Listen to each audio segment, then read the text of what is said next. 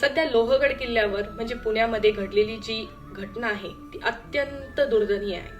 पण त्याहून भयंकर काय आहे माहिती? त्यावर मीम्स, रील्स हे बनवले जात आहे. कुणी फनी रील्स बनवतंय तर कसले काय. मनोरंजन किंवा सोशल मीडियावर व्ह्यूज मिळवण्यासाठी अशा ऐतिहासिक आणि संवेदनशील घटनांवर फनी रील्स आणि मीम्स बनवले जातात. हसणं चांगलं आहे, हसण्याने आयुष्य वाढते, पण हे तितकेच खरे आहे की कधी, कुठे आणि कशावर असायचे याची भान असणे फार गरजेचं आहे. एखादी दुर्दैवी घटना किंवा आपले पवित्र स्थान त्या वास्तूचे बाजारीकरण करणे कितपत योग्य आहे? गड किल्ल्यांचे गांभीर्य खरंच खूप महत्वाचे आहे. ही आपली जबाबदारी आहे ती घेणं.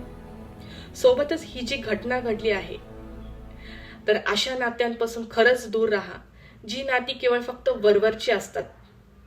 ज्या नात्यांमध्ये आपल्या अस्तित्वाला, आपल्या स्वाभिमानाला अथवा आपल्या जीवाला धोका निर्माण होतो, अशा लोकांपासून 4 हात दूर राहा.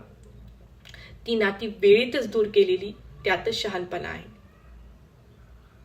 त्यामुळे बाह्य गोष्टींकडे न पाहता त्या व्यक्तीचा स्वभाव पारखणे अत्यंत गरजेचं आहे.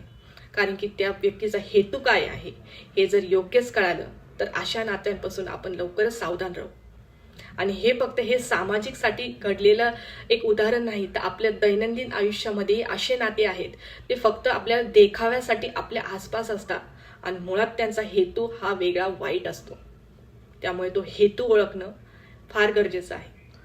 आजकालच्या ह्याच्यामध्ये पैसा कमवणं महत्वाचं नाही आहे, तर नातं टिकवणं आणि पूर्णपणे योग्य नातं आपल्यासोबत असणं हे फार महत्वाचं घडत चाललंय. मला माझे विचार मांडावेसे वाटलं. तुमची काय कमेंट आहे यावर नक्कीच सांगा.